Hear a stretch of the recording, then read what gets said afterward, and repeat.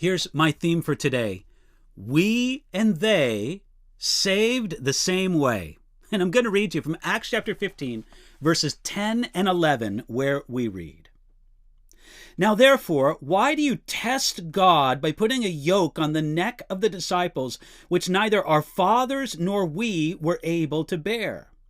But we believe that through the grace of the Lord Jesus Christ, we shall be saved in the same manner as they." The apostles and leading men of the church gathered at Jerusalem to decide a controversial issue. Many Gentiles were coming to faith in Jesus, but some insisted that these Gentiles had to become Jews first, and then they could become followers of Jesus. Peter, Paul, and the other apostles argued strongly against this. Peter said that they would test God if they brought the Gentiles under the law of Moses. It would be like putting a yoke on the neck of the disciples that neither their Jewish ancestors nor the Jewish people of their own day were able to bear. This is demonstrated by a survey of Israel's history. At the birth of the nation at Mount Sinai, they broke the law by worshiping the golden calf. And at the very end of Old Testament history, they also broke the law by disregarding the Sabbath and marrying pagan women. That's in Nehemiah chapter 13. From beginning to end, the history of Israel shows that they could not bear the yoke of the law. Now, this controversy was with some from the sect of the Pharisees who had believed. That's earlier in verse 5 of Acts chapter 15.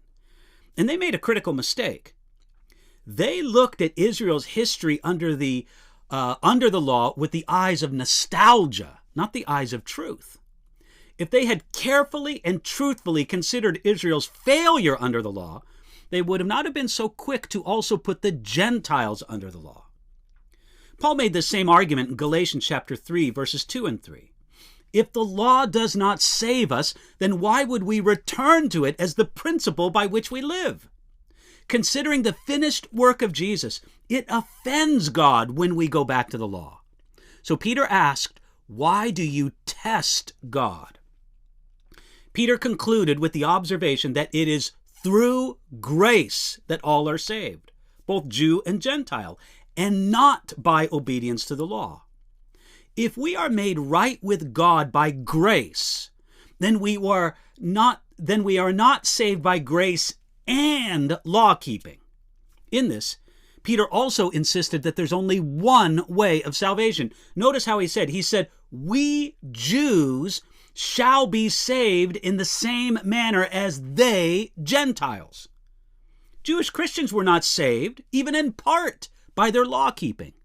They were made right with God the same way that the Gentiles were, through the grace of the Lord Jesus Christ. Now, we would think that Peter would have said it the opposite way, that the Gentiles could find salvation just like the Jewish people. Yet Peter turned it around and noted that all are saved by grace alone, through faith alone, Gentiles and Jews alike.